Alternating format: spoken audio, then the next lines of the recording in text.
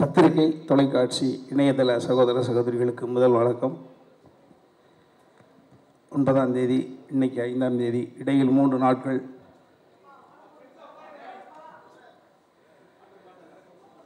லால் சலாம் சமீபத்தில் தான் audio launch முடிந்தது. கேள்வியில் கேட்பீங்க, பதில் சொல்லுவோம் அப்படின்ற எண்ணத்தோடு இங்கே வந்தோம். ஓப்பனிங் பேட்ஸ்மேனை இங்கே இறக்கி விட்டாங்க. இந்த படத்தில் 2 பேட்ஸ்மேன், தம்பி விஷ்ணு விஷால் அந்த விக்ராந்த், ஒரு அற்புதமான ஒரு கண்டென்ட்டை இன்றைக்கி கிரிக்கெட்டை தவிர்த்து விட்டு இளைஞர்கள் கிடையாது.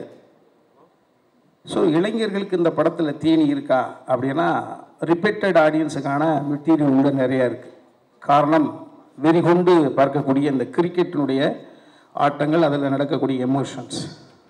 சரி, ரொம்ப நாட்களாக குழந்தைகளை அழைத்து கொண்டு தியேட்டருக்கு போவதற்கான சூழ்நிலை கொஞ்சம் இல்லையே அப்படின்ற ஒரு ஏக்கத்தோடு இருக்கக்கூடிய அந்த ஃபேமிலி ஆடியன்ஸுக்கு நிறைய எமோஷன்ஸ் உள்ளே கொட்டி கிடக்கு. அதுவும் இப்போ சமீபத்தில் பார்த்துட்டிங்கன்னா தமிழ்நாட்டில் நடக்கவே நடக்காது. இந்து, முஸ்லீம், கிறிஸ்துவ ஒற்றுமை என்பது இங்கே பின்னி பிணைந்திருக்கு, உறவு ரீதியாக இருக்குது. இங்கே மதங்கள் 3ஆக இருக்கலாம், மனங்கள் ஒன்றாகத்தான் இருக்கிறது. ஸோ அந்த வகையில் நான் அன்றைக்கி சொன்னதான் சொல்லுவேன். 22ஆம் தேதி அயோத்தியில் ஒரு அற்புதமான நிகழ்வு நடந்தது. இஸ்லாமியர்கள் உட்பட அனைவரும், குறிப்பாக பார்த்துட்டிங்கன்னா நடிகர் சங்க தலைவர் நாசர் சார் முதற்கொண்டு அதற்கு வாழ்த்துக்கள் தெரிவிச்சிருப்பாங்க, பார்த்துருப்பீங்க. அன்றைக்கி சூப்பர் ஸ்டார் சொன்னது தான், ஒரு வழி பாதையில் 3 பாதைகள் அப்படின்ற ஒரு அற்புதமான ஒரு கதையை சொன்னாங்க. அன்னைக்கு ஒரு இந்தியாவில் ஒரு இஸ்லாமிய சகோதரிக்கு ஒரு ஆண் குழந்தை பிறந்தது. அந்த சகோதரி அந்த குழந்தைக்கு ராம் ரஹீம் அப்படின்னு அற்புதமான பேர் வச்சாங்க. அந்த சகோதரியுடைய உள் உணர்வு தான் இந்த படம் முழுக்க கொட்டி கிடக்கு. இந்த படத்தை பார்க்கிற பொழுது ஏதாவது ஒரு பிரச்சனை பண்ணுவதற்கான கண்டென்ட் உள்ளே இருக்குமா? தேடி பார்த்தாலும் கிடைக்காது. எல்லா வழிகளையும் நியாயப்படுத்தக்கூடிய உணர்வுகளை அன்பு தம்பி விஷ்ணு கொடுத்த அந்த கதைக்கு அற்புதமான ஸ்க்ரீன் பிளே பண்ணி பாப்பா ஐஸ்வர்யா ரஜினிகாந்த் இயக்கியிருக்காங்க. இதில் நிறைய நட்சத்திர பட்டாளங்கள் உள்ளே வச்சுருக்காங்க. சூப்பர் ஸ்டார் எல்லாருக்கும் தெரிஞ்சதான். நீங்களாம் நினச்சிட்டு இருப்பீங்க கேமியோ ரோல் அப்படின்னா, கிட்டத்தட்ட படம் முழுக்க பரவி இருப்பார். கேமியோ ரோல் தான், ஆனால் படத்தை உள்ளே பார்ப்பதற்கு தலைவரோட ஆடியன்ஸுக்கு உள்ள மெட்டீரியல் இருக்கா, தீனி இருக்கா, உள்ளே கொட்டி கிடக்கு. இயக்கியது அவருடைய மகள், விட்டுருவாங்களா? ஸோ அந்த வகையில் எனக்கு அண்ணன் செந்தில் அண்ணன், உயரத்தை மீறி வளர்ச்சி தொட்டு கொண்டிருக்கக்கூடிய அன்பு தம்பி விவேக் பிரசன்னா, வளர்ந்து வரக்கூடிய இம்சை போல் தெரியக்கூடிய ஆசைப்படக்கூடிய அற்புதமான தம்பி பழைய ஜோகு தங்கத்துறை, நிறைய பேருக்கு ஸ்பேஸ் கொடுத்து பண்ணியிருக்காங்க. அத்தனை பேரோட இன்ட்ராக்ட் பண்ணக்கூடிய ஒரு சூழ்நிலை கிடைச்சது.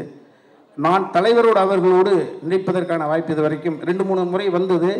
தீனி கிடைக்கலன்றதுனால அந்த விஷயத்தை நான் தள்ளி வச்சேன். ஏன்னா ஒரு முறை கிடைக்கணும், கிடைச்சா அது நல்ல ஒரு தீனி இருக்கணும், அப்போ தலைவரோட பயணம் போகிறதுக்கு நல்லா இருக்கும்னு நினச்சேன். ஸோ அந்த வகையில் ஐஸ்வர்யா பாப்பா ஒரு அந்த ஸ்கிரிப்ட் அந்த அந்த என்னோடய கேரக்டர் நேரேட் பண்ணுற பொழுது, ஒரு கல்லில் 2 மாங்காய் என்பதை போல் தலைவரோடும் நடித்தது மாதிரி இருக்குது, தலைவரோட மகள் இயக்கத்தில் நடித்தது மாதிரியான ஒரு உணர்வு எனக்கு தனிப்பட்ட முறையில்.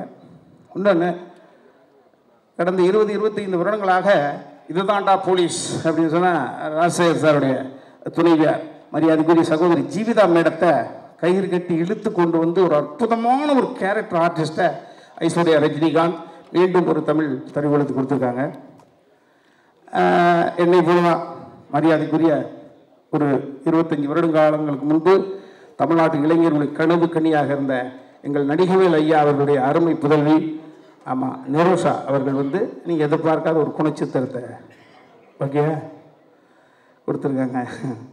ஸோ படம் முழுக்க நிறைய கதாபாத்திரங்களை வச்சு அற்புதமான ஒரு வலை பண்ணியிருக்காங்க. அதில் நாங்களும் ட்ராவல் பண்ணி போயிருக்கோம்.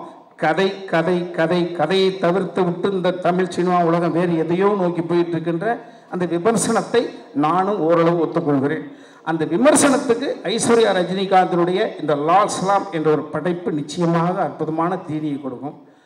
இதில் நான் வியந்து பார்த்தது என்ன அப்படின்னு பார்த்தீங்கன்னா, ஒரு சூப்பர் ஸ்டாரு இது வந்து இப்படி இந்த இந்த இந்த லால் சலாம்ன்ற கண்டென்ட்டை, அந்த விஷ்ணுவோட கதையை இந்த ஸ்கிரிப்டில் பண்ணிட்டாங்க. ஆனால் இது வந்து ஒரு தளத்தில் இப்பேற்பட்ட செட்டு போட்டால் கூட வாய்ப்பே கிடையாது. இந்த படத்தை நிச்சயமாக 9ஆம் தேதி தியேட்டரில் பார்க்குற பொழுது ஆடியன்ஸ் புரிஞ்சுப்பாங்க.